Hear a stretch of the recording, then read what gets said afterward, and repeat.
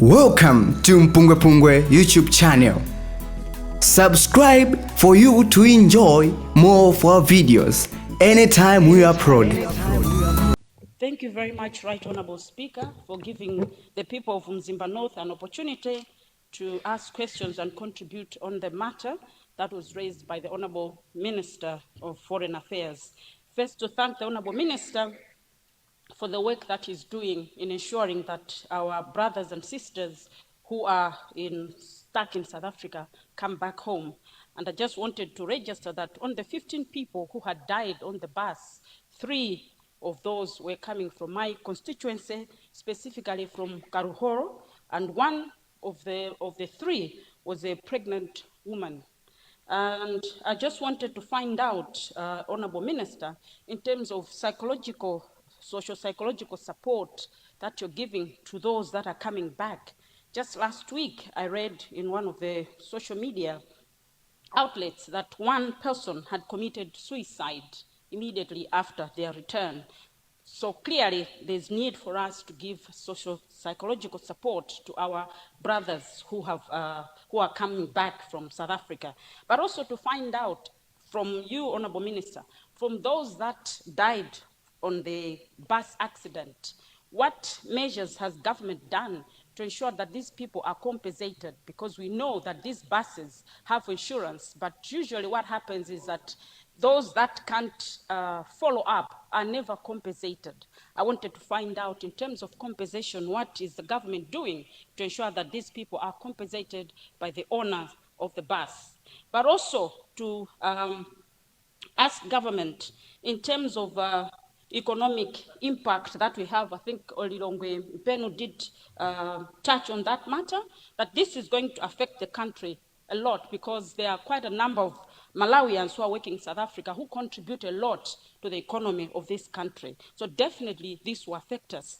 But all is not lost. What is it that we're going to do as a country to make sure we use our brothers and sisters who have come back, because some of them have acquired very important skills whilst in South Africa. There are others who are now plumbers. There are others who are now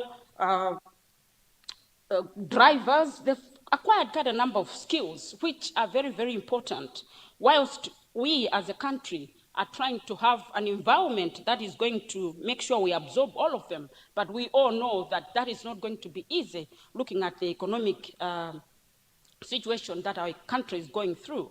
I also wanted to find out that, is there any possibility of you, Honorable Minister of Foreign Affairs, having discussions with other countries who will take some of these formally so that they are able to go? For example, last time we had an opportunity when we had traveled to Turkey as a committee. In Turkey, they're saying that they want a lot of builders, they want a lot of welders, they want a lot of plumbers. What is it that we're doing to make sure we use those opportunities to actually make sure some of our brothers who have acquired these skills are accommodated in those areas, whilst we are also creating a conducive environment back home to make sure that these people become productive?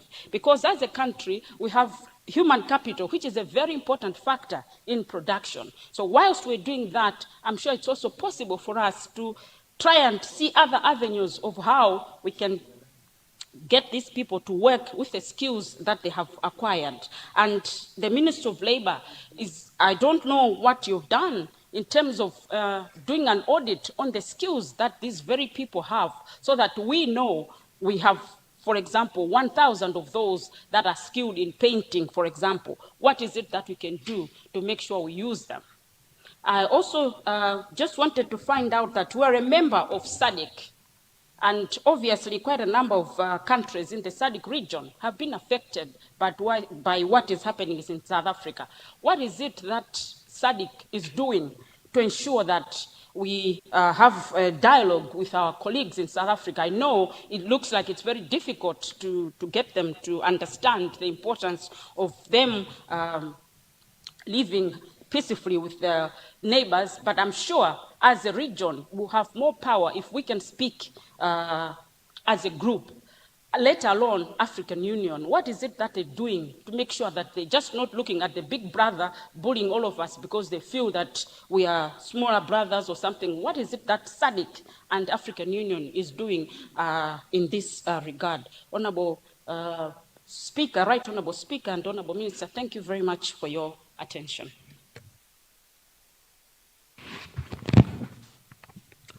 Thank you. Thank you very much, Zimba Northeast. Chitipa Chendo, point of order.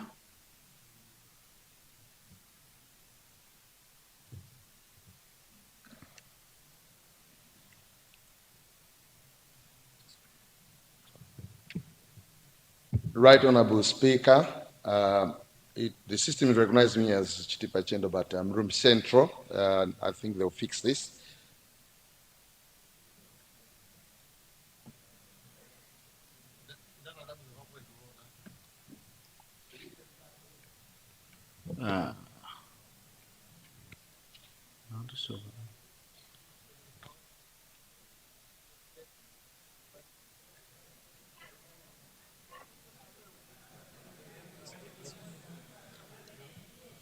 The UTM party has taken note of the ministerial statement regarding the repatriation of Malawian nationals from South Africa.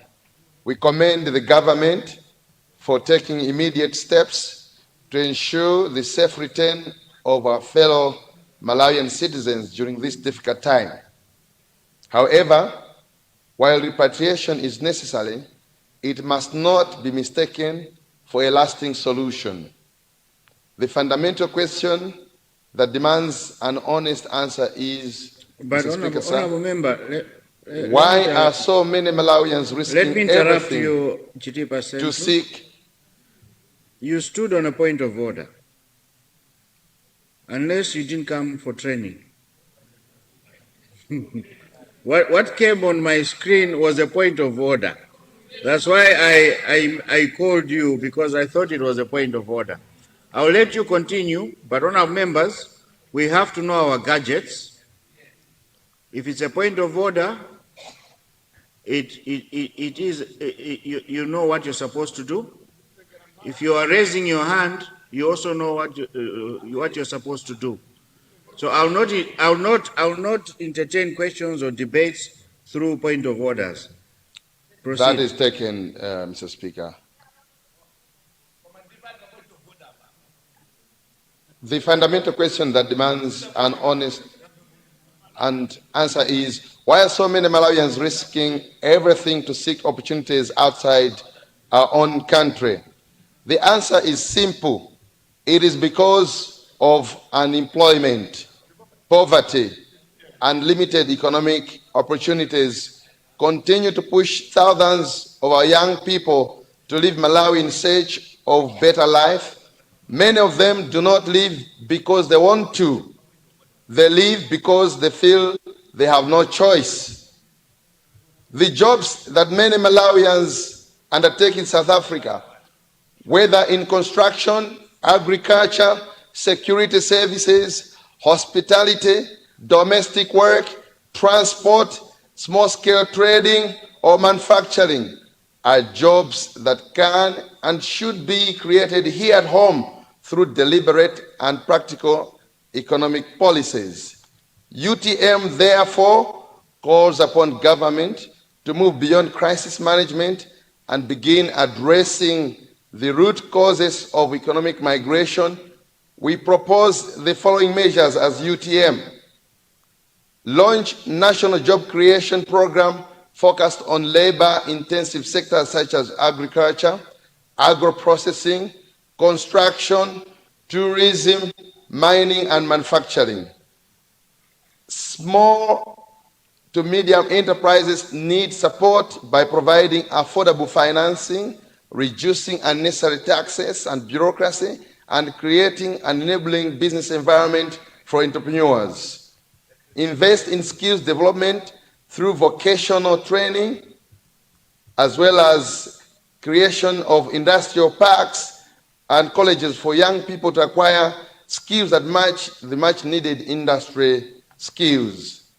as well as promoting industrialization by establishing markets and incentives for local and foreign investors to manufacture goods right here in Malawi rather than importing finished products. Also strengthening agricultural value chains to create employment in food processing, storage, packaging, and marketing instead of exporting raw products. To develop a comprehensive reintegration program for returning citizens by offering business startup support, skills recognition, counseling, and employment opportunities so that they can build and rebuild their lives with dignity. Expand public works and infrastructure projects that create immediate employment while improving roads, irrigation systems, schools, hospitals, and other essential public infrastructure. As a nation, we must stop exporting our labor because we have failed to create opportunities here at home. Every Malawian deserves the chance to earn a decent living without being forced to leave their family and country. UTM believes that Malawi possesses abundant human talent and natural resources. With visionary leadership, sound economic management, and policies that prioritize production and job creation, our country can provide meaningful opportunities for its citizens. As I conclude, Mr. Speaker, sir, we stand ready to support every genuine effort aimed at creating jobs, restoring hope, and building an economy where every Malawian can thrive without being compelled to seek survival beyond our borders. Mr. Speaker, sir, I want to say thank you for allowing me to speak, and definitely the feedback has been taken, and next time I'll definitely do it as it should be. Thank you, Mr. Speaker, sir.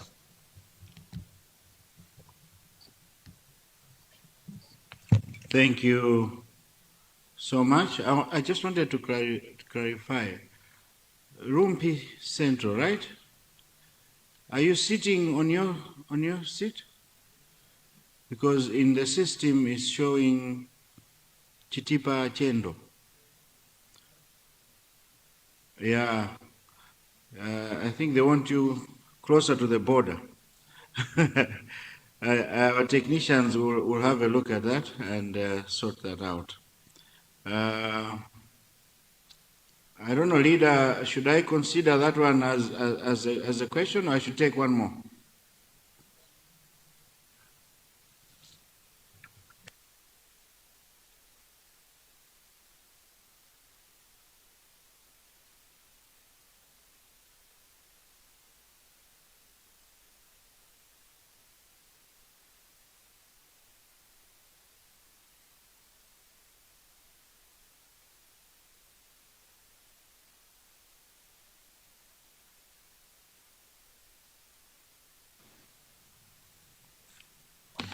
Right Honorable Speaker, I think I did guide that the last two interventions were the last, and meanwhile, I wanted to ask the Minister of Foreign Affairs and International Relations to wrap up the conversation.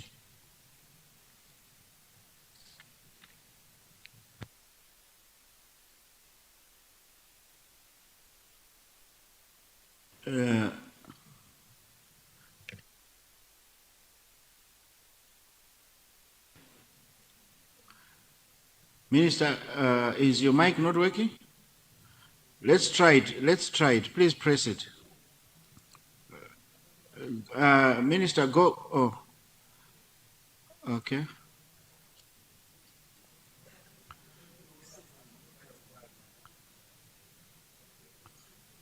Yeah. I'd given you the, okay.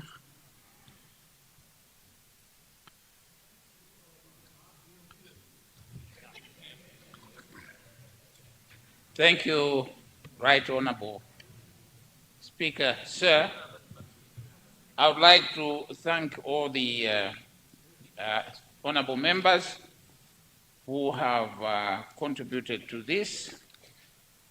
Concerning the leader of opposition, I fully agree with the historical background which has been given concerning our contribution, the Malawi contribution to South Africa, and the historical background which has been given also by others in terms of the role that Malawi played during the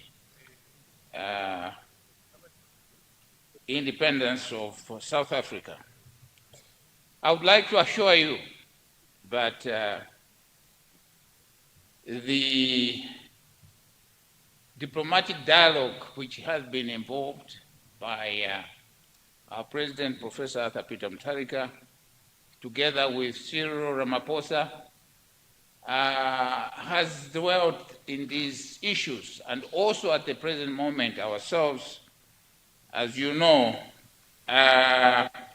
Malawi is chair of the SADC organ on politics, defense, and security cooperation, and has sent a request to SADC Secretariat to initiate a fact-finding mission whose outcome will guide the next steps for SADC on the matter. This is very important, especially as you know, the future is that we have to look in terms of economic integration and so on. So I think this SADC mission will look into all these things. I should also like to refer, I would also like to refer to the honorable member for Zimba North, who raised issues about the women and other things which we do for those who had died and suffered in different ways. I would like to inform the honorable members that with respect to social psycho support, DODMA has put in place a technical team from different stakeholders who are providing different types of support to the returnees, which includes smooth reintegration into society. And I personally was also at the Kamuzu Stadium in Blantyre and even at Mwanza, and I saw the type of counseling which was done at that time. And as you may recall, even in the speech that I made, I told the people that in their various communities they should take advantage of the MEDIF loan. And of course, we know also that we'll be rolling out on the Constituency Development Fund, the 5 billion at a later stage, and these people will also take advantage of it. Finally, I would also, it has also been mentioned by others in terms of what other things in terms of economic integration. I would like to refer you to the program of the, which has been initiated and which is still in place of building these technical colleges. We know that the people who are coming have got a lot of skills, and so some of these can be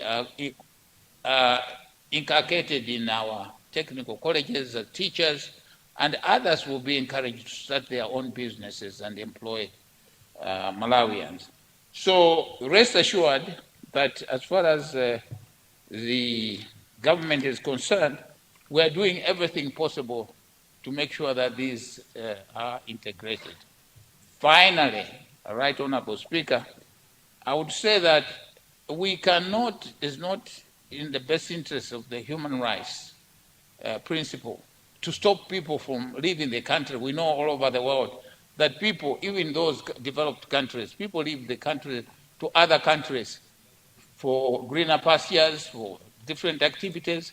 But what is there is that we have to control and ensure that before they leave, they should have at least a place where they will be employed or whatever. And I think that is what we are currently doing. Because the problem which we have in South Africa is of people who were found without any documentation. So you are fighting against a system and you cannot justify somebody who has no legal documents. This is the issue and the dialogue which we are also going to be engaged with the authorities, taking into account the historical aspects which are brilliantly analyzed here. Thank you very much, Right Honorable Speaker, and I thank all of you for your sympathy and your contribution, and I'm sure that you also support the budget which we have called for Dodma. Thank you.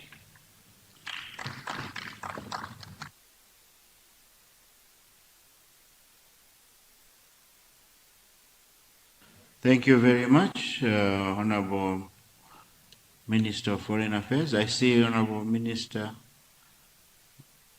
of Gender, and then I also see the leader. Discuss, please. Leader of the House. The Minister of Gender, Right Honorable Speaker. Minister of Gender, your mic, please. Your mic, yeah.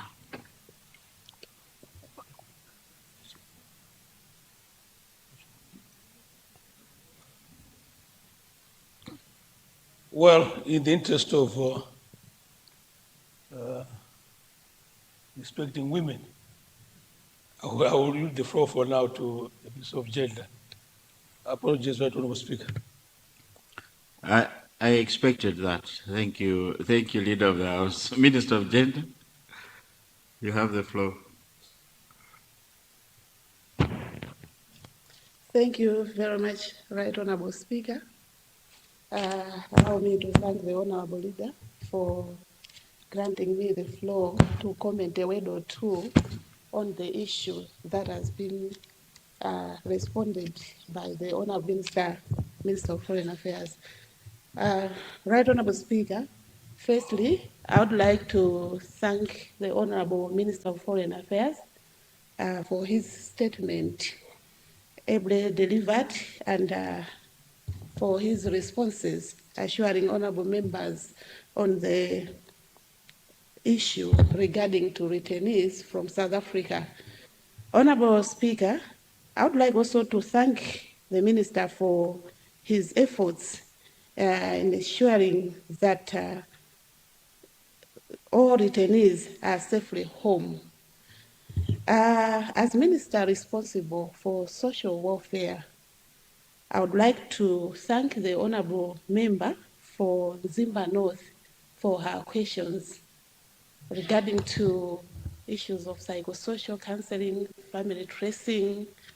Honorable Member, my ministry is providing psychosocial support to all returnees right there at the border. And we are also helping all returnees in family tracing and reunification. My ministry is working hand in hand with the Minister of Foreign Affairs through DODMA. And very shortly, we'll have a roundtable discussion to see how best we can handle all returnees by providing them with psychosocial support like social cash transfer to help rebuild their lives with dignity. So I would like to assure you, my sister, that we are doing all what we can, ensuring that our brothers and sisters are safe and are also getting enough support from the government. I thank you, Mr. Speaker.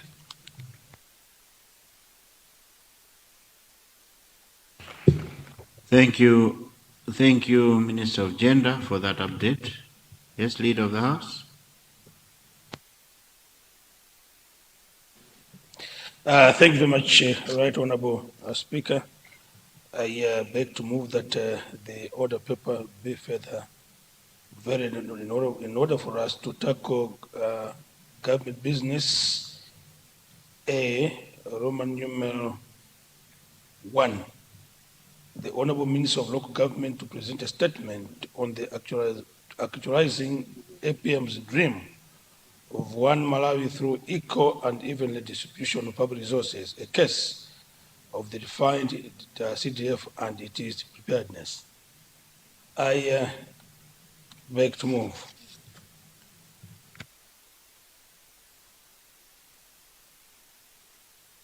Thank you, Leader of the House. Honourable members, we have a motion on the floor as announced by the Leader of the House that we vary the order paper in order to allow Minister of Local Government to present a ministerial statement.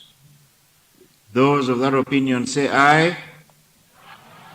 Those of the contrary view say no. The ayes have it and the motion is carried. Government business, ministerial statement, Roman numeral number 1. The Honorable Minister of Local Government and Rural Development to present a statement on the actualizing APM's dream of one Malawi through equal and even distribution of public resources, the case of refined CDF and its preparedness.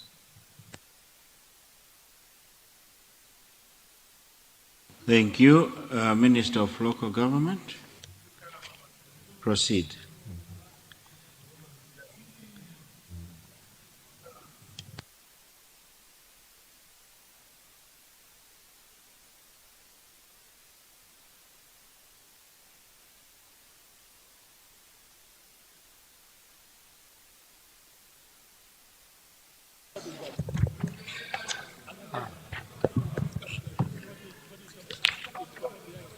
Right, Honorable Speaker, good morning.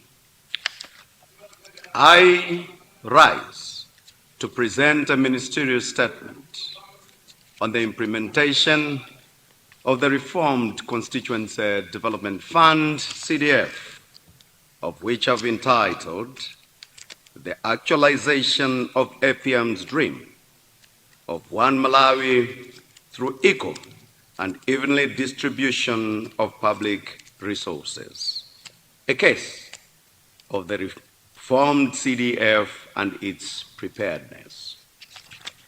Right, Honorable Speaker, at the outset, allow me to reaffirm the government's unwavering commitment to decentralization, accountable governance, and inclusive socio-economic development. The reformed CDF is one of the flagship initiatives of the government aimed at accelerating service delivery and ensuring that development reaches every constituency in a transparent, equitable, and sustainable manner. Right Honorable Speaker, sir, the reformed CDF was introduced to address weaknesses identified in the previous implementation framework while strengthening accountability, transparency, technical oversight, and citizen participation. Under the new arrangement, development planning and implementation are anchored within the local council structure, thereby in reinforcing the principle of decentralization and ensuring that the public resources are managed in accordance with the Public Finance Management Act and other applicable laws. The reform also seeks to ensure that projects financed under the fund are community-driven, technically sound, climate resilient, and capable of delivering lasting socio-economic benefits. Right Honorable Speaker, the Ministry of Local Government and Rural Development has registered significant progress towards the rolling out of the fund. This ministerial statement, therefore, provides an update on the state of preparedness and an update on the progress made this far. The development of the reformed CDF guidelines. The Ministry of Finance, Economic Planning and Decentralization, and the Ministry of Justice and Constitutional Affairs together with the Ministry of Local Government and Rural Development, jointly finalized the reformed CDF guidelines, of which now it provides the framework for the implementation of the funds. Since the approval of the reformed CDF framework, the Ministry has made significant progress in preparing for the full implementation of the fund. Comprehensive implementation guidelines covering planning, budgeting, procurement, financial management, project implementation, monitoring, reporting, and accountability have been developed and disseminated to all local authorities and key stakeholders. 2. Dissemination of the reformed CDF guidelines. Mr. Speaker, sir, my ministry has disseminated the reformed CDF guidelines to district commissioners, chief executive officers, directors of local authorities, members of parliament, and council members. This was done to prepare the local authorities for the implementation of the CDF. The dissemination was meant to set the tone and align the planning, identification, and implementation of the projects to the government's direction. 3. Dissemination of the CDF guidelines to the governance structures. Mr. Speaker, sir, my ministry has further disseminated the reformed CDF guidelines to the area development committees and constituency development committees. Mr. Speaker, sir, this was done to ensure that governance structures are well aware of the roles and the identification of projects and support management towards the school bursaries, youth and women loans. Number 4, opening of the reformed CDF accounts. Mr. Speaker, sir, local authorities have opened the CDF bank accounts to facilitate implementation of the CDF projects with support from the Accountant General's Department.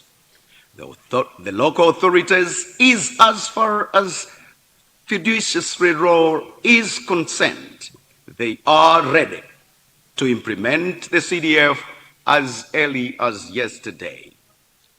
The local authorities were funded preliminary funds in the month of May 2026 to support the local authorities to undertake identification processes, meaning the funds on the CDF have started trickling down to the councils.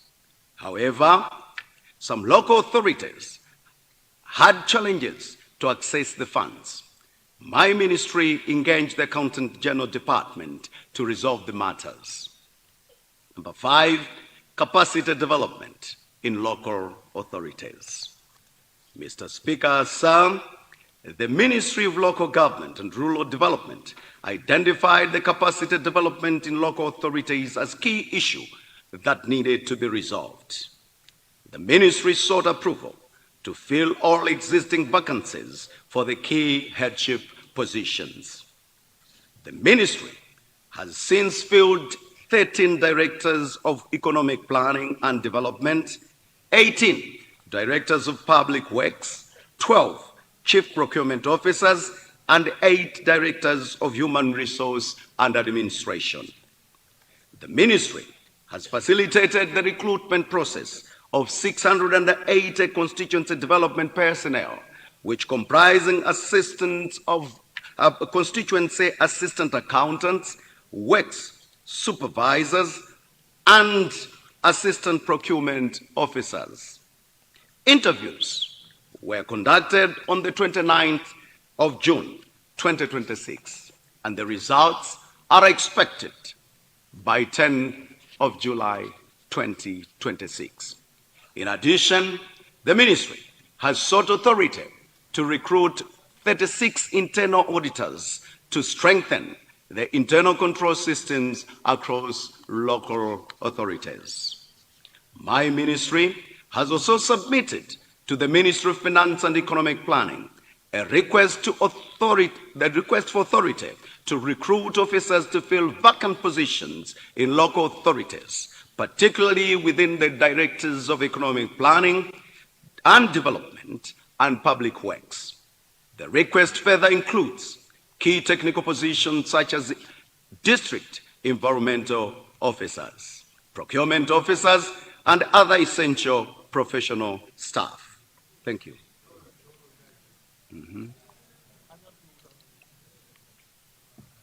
Mr. Speaker, sir, the recruitment of these officers is intended to strengthen the institutional and technical capacity of the local authorities, thereby ensuring that the directorates are fully staffed and able to effectively discharge the statutory mandates.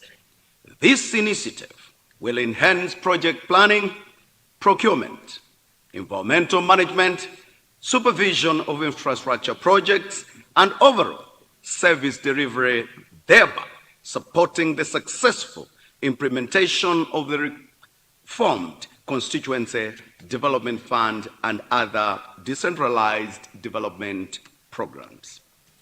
6, governance structures. Mr. Speaker, sir, the Ministry has further facilitated the constitution of the Constituency Development Committees, CDCs, in all constituencies. The CDCs are critical. It's a critical committee for the prioritization of the projects at the constituency level.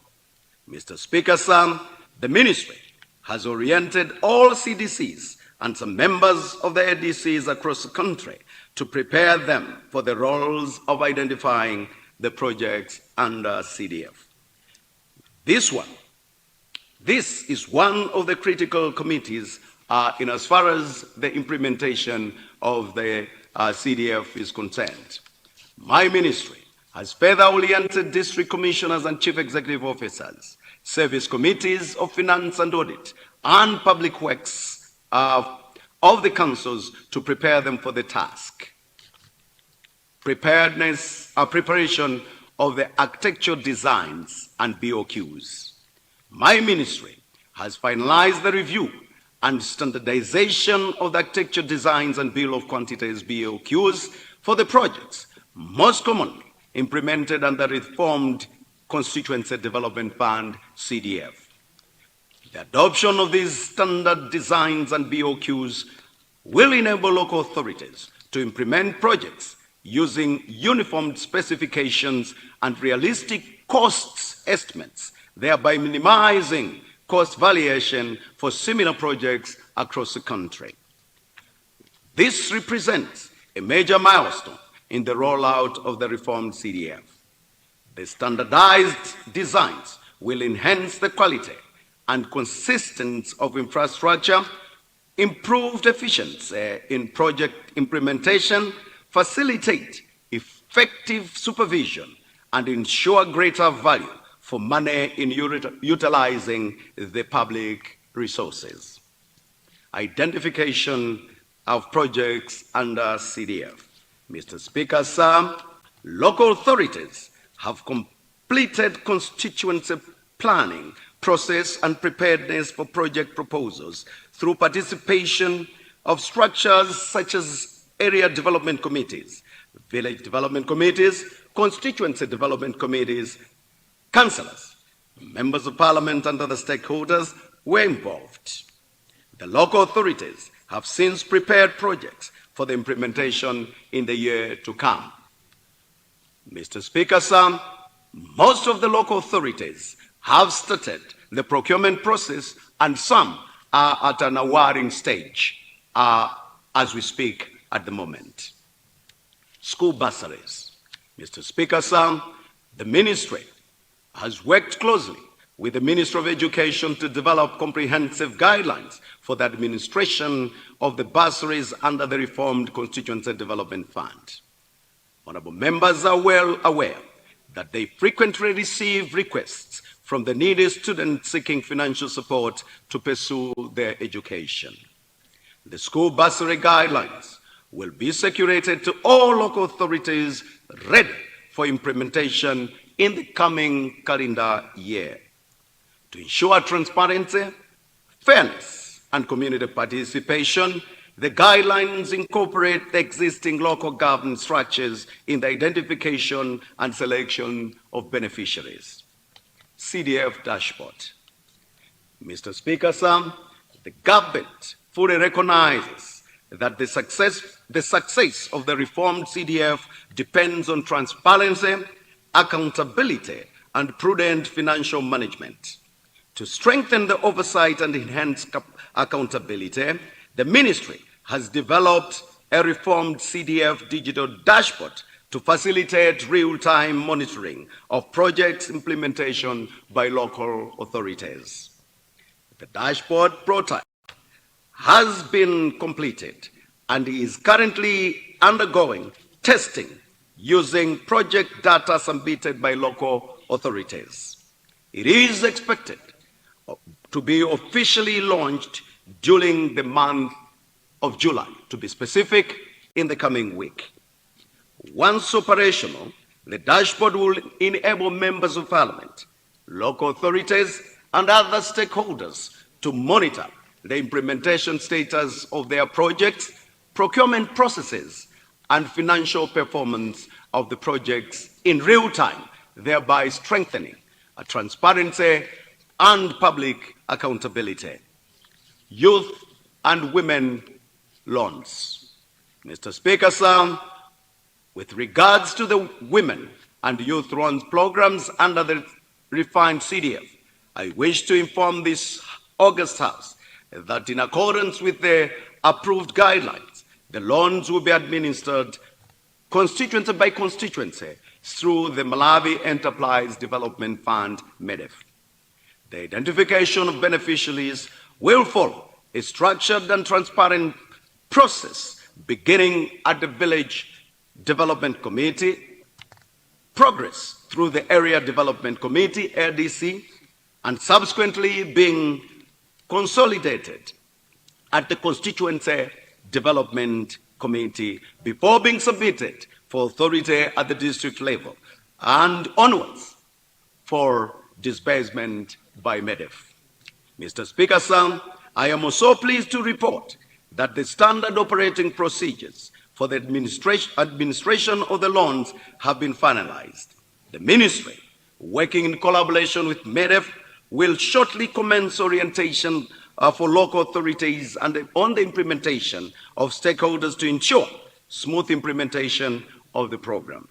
Mr. Speaker, sir, the Ministry of Finance, Economic Planning and Decentralization has already disbursed resources to MEDEF for revolving loans. Monthly coordination meetings. Mr. Speaker, sir, recognizing the strategic importance of CDF in accelerating local development, my ministry has adopted enhanced implementation and oversight measures to ensure the successful rollout of the program, and this includes holding monthly virtual meetings to review with all chief executive and DCs and to monitor implementation projects, conduct regular virtual meetings with procurement officers to make sure they align with aspirations of members of the community, strengthen monitoring, evaluation, and reporting systems across local authorities. Mr. Speaker, sir, the reformed Constituency Development Fund represents a transformative shift in the financing and delivery of local development. It places communities at the center of development planning, whilst it strengthens as well transparency, accountability, technical oversight, and citizens' participations. Through these reforms, government has laid a firm foundation for efficient and sustainable implementation for Constituency Development Fund projects which will improve livelihood of our people. I therefore wish to assure the August House and the people of Malawi that government remains fully committed to ensure the successful implementation of the CDF. We shall continue to work closely with Parliament, local authorities, traditional authorities, development partners, civil society organization, and our communities to ensure that every kwacha allocated under the fund is delivered to the last benefit of Malawians. I therefore call upon all members of parliament to support the implementation of the CDF and to ensure their constituencies and activity participation in these projects identified are not supply-driven, but rather demand-driven. Let me, Mr. Speaker, sir, as I conclude, say the following. The roles of Ministry of Finance is, among others, to mobilize resources, to monitor use as the guidelines provided, disburse resources, and provide guidance for the prudent use of the same, whilst my ministry is an implementing agent for the government. I submit and thank the whole House. Thank you.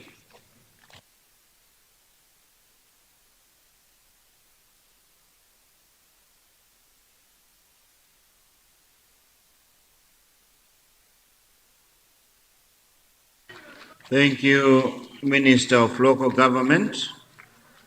Honourable members, I see Lilongwe City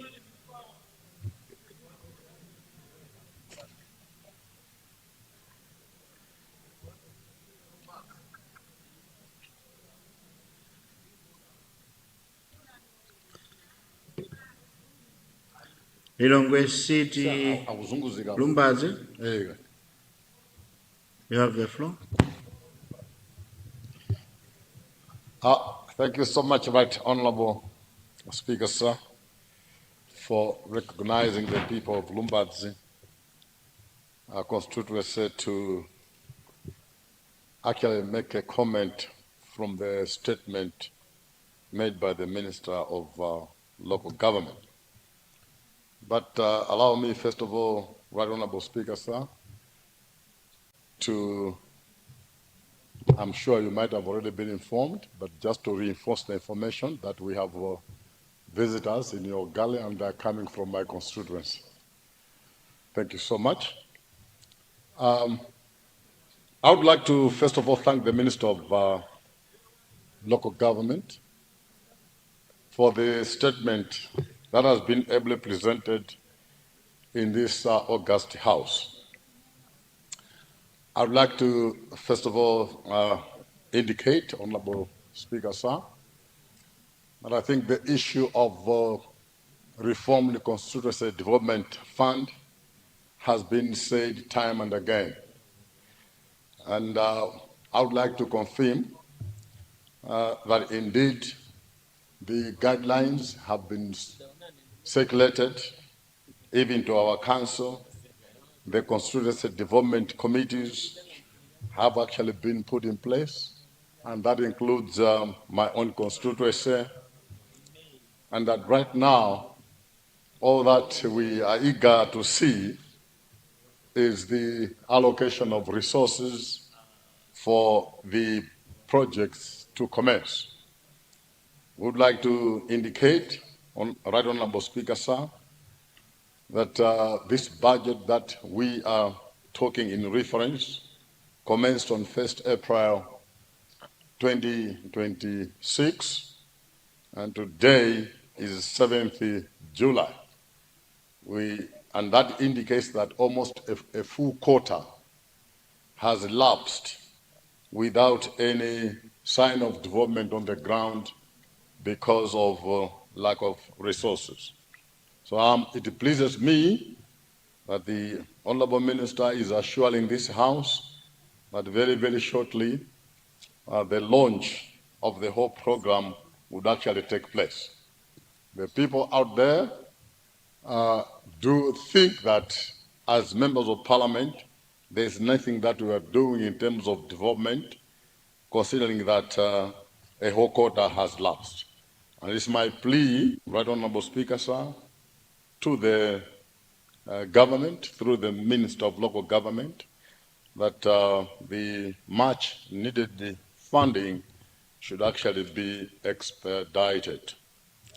And just a matter of a comment, that would require maybe a response from the Honorable Minister of Local Government.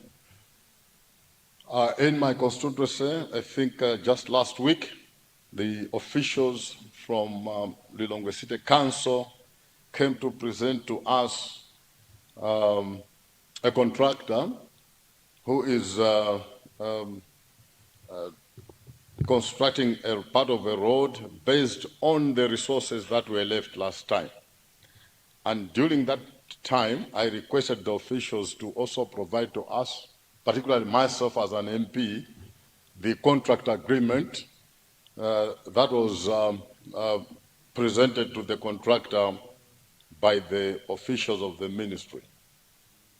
Surprisingly, I was informed in my own eyes that I'm not entitled to actually have a copy of that particular contract. And yet, I am supposed to provide oversight responsibility based on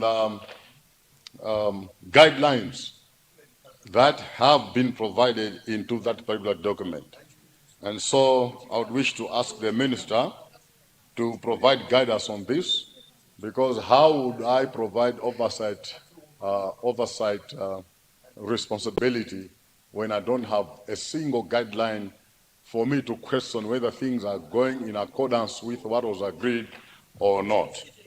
But other than that, Right Honorable Speaker, sir, I think we commend the Minister for his statement, and our request as members of Parliament here is that the process of funding should be expedited. With these few remarks, I thank you, Right Honorable Speaker, for recognizing the people of Lumbadzi to make a contribution on the ministerial statement. Thank you so much. Thank you, Lilongwe Lumbadzi. Let me take this opportunity to also announce that Lilongwe City Lumbadzi today did not come alone. He has brought with him pupils from Chantambe Primary School. I'm sure they're up there. Chantambe Primary School, please stand. There are 45 of them.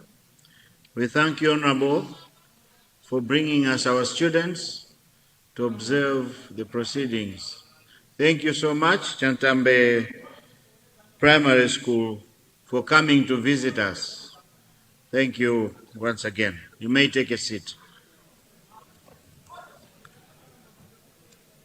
Honourable members, we proceed with Nkatabe Chinteche. Before Nkatabe Chinteche starts speaking, let me announce that Honorable Chirazulu Masanjara, are you in here? Please stand. Honorable Chirazulu Masanjara today has brought for us copies of the Bible for each one of us in here.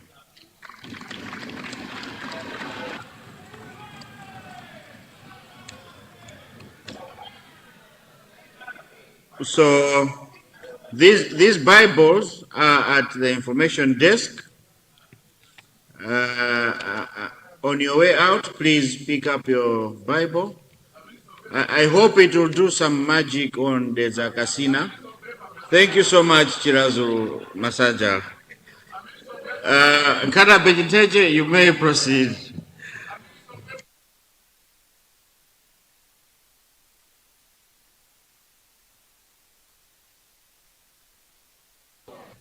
Thank you very much, Mr. Speaker, for granting a chance to Nkata Bejiteje to seek a clarification from the Minister of Local Government. First of all, let me thank the Minister of Local Government for a comprehensive statement.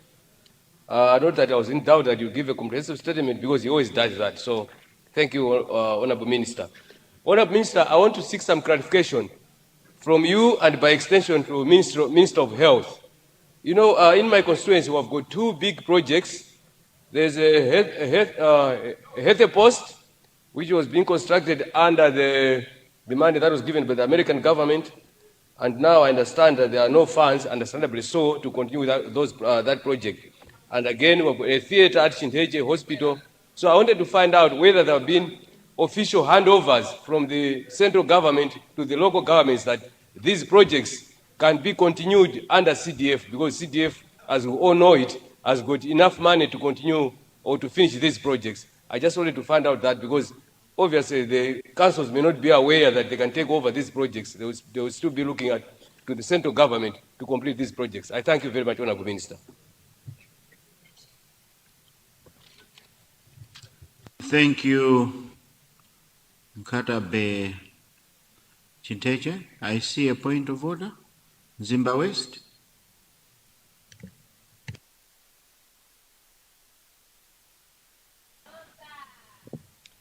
Thank you, Honorable Speaker.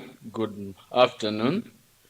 I am rising on a point of order, but in a way to just add weight to Nkatabe Chinteche in seeking clarification from the Minister on how we are supposed to go about the ongoing projects.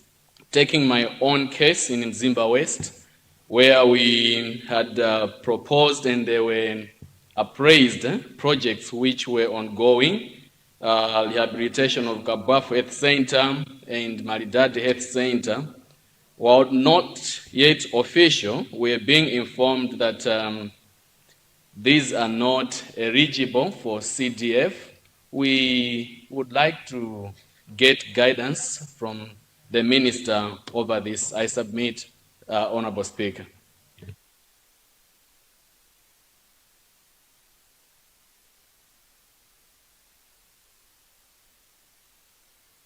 Thank you. I'm sure the Honorable Minister is taking notes and he will respond after we come back from lunch. But for now, I want him to take the questions and prepare the answers so that when he comes after lunch, he can respond. Let me now recognize Delta Casina.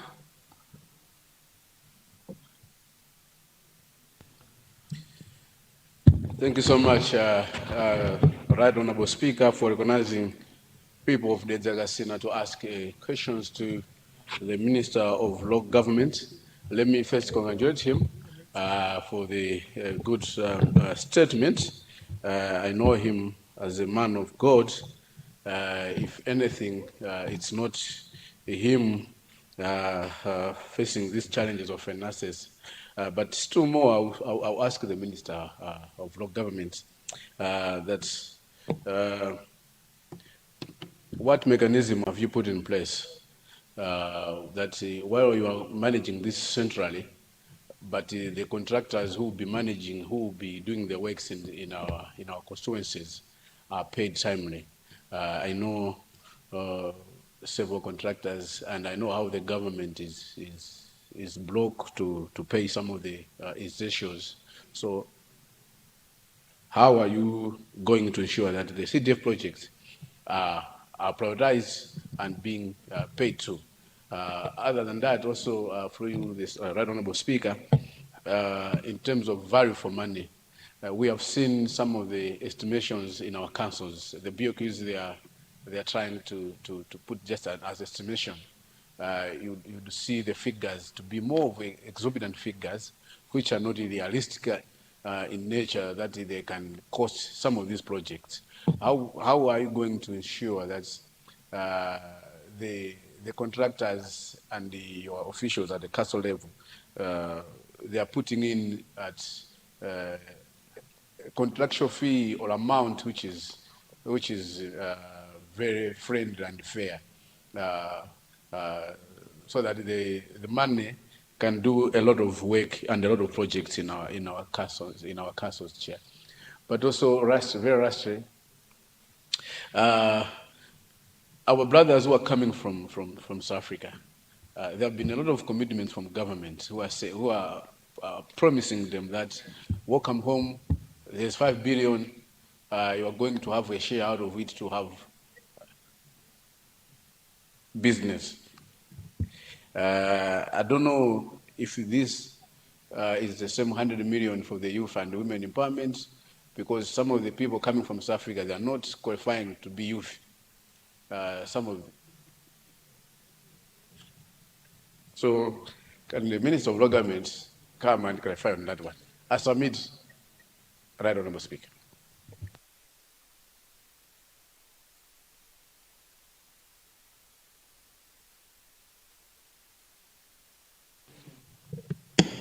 Kasina, are you done?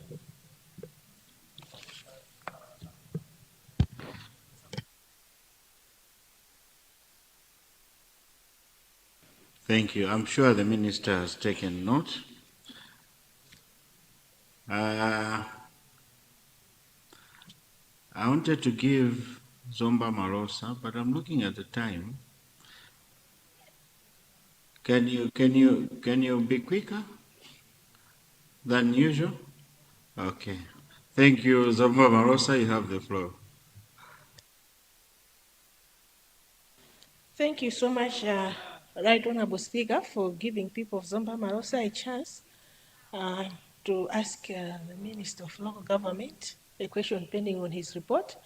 I would want to ask him about us, like my constituency. My constituency is in the rural area where the road terrains are bad and it cannot accommodate tractors or whatever, those GB, something, the Namacheni things. Now, looking at the guidelines, it does not allow people in the constituency to use hose like in road shaping.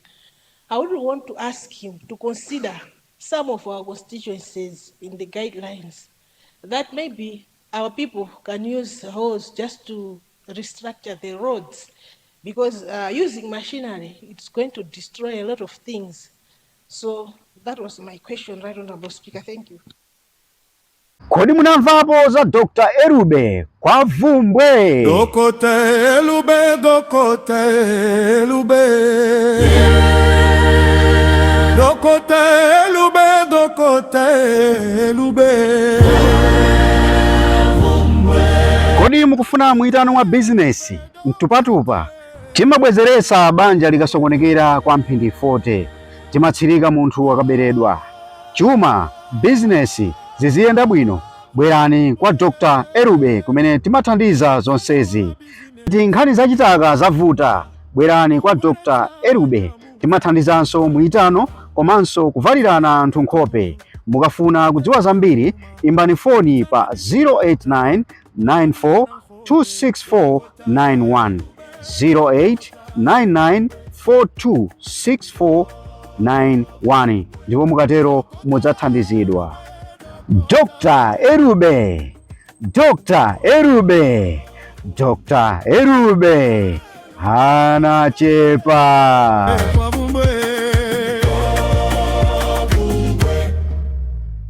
Mwaesayesa ntchito sikupezeka, mwana mnyumba kusowabe, chitaka pa bizinesi yanu chakusokonezanu, wosadandaula kuli Dr. Maiye kumbulumbudzi. Mwitano wa bizinesi mwai wanchito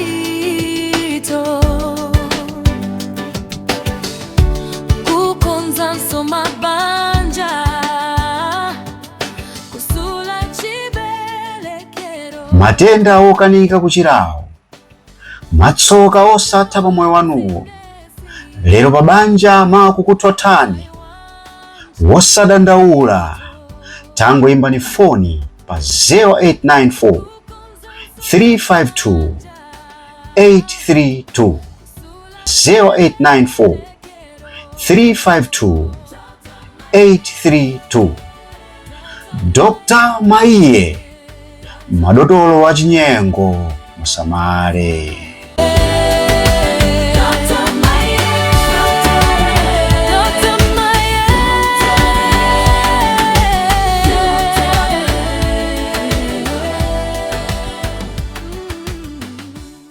Ambiri mwakhala mukudera nkhawa kuti kodi mavuto amene tili nawowa tidzathetse bwanji.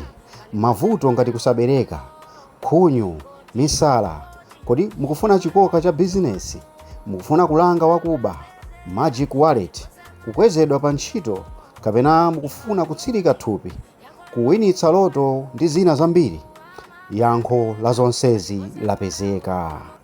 Kodi muli ndi vuto la kusabeleka, kunyu misala, mukufuna chikoka pa business yanu, mukufuna kulanga wakuba, mukufuna magic wallet, mukufuna kukwezedwa pa ntchito, kutsirika thupi, kuwinitsa loto ndi zina zambiri.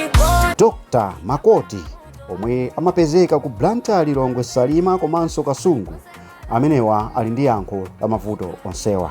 Imbani foni 090 815572 kapena 089142038 kapena mutha kuyankhula nawo pa WhatsApp pa nambala ya 0893 004116.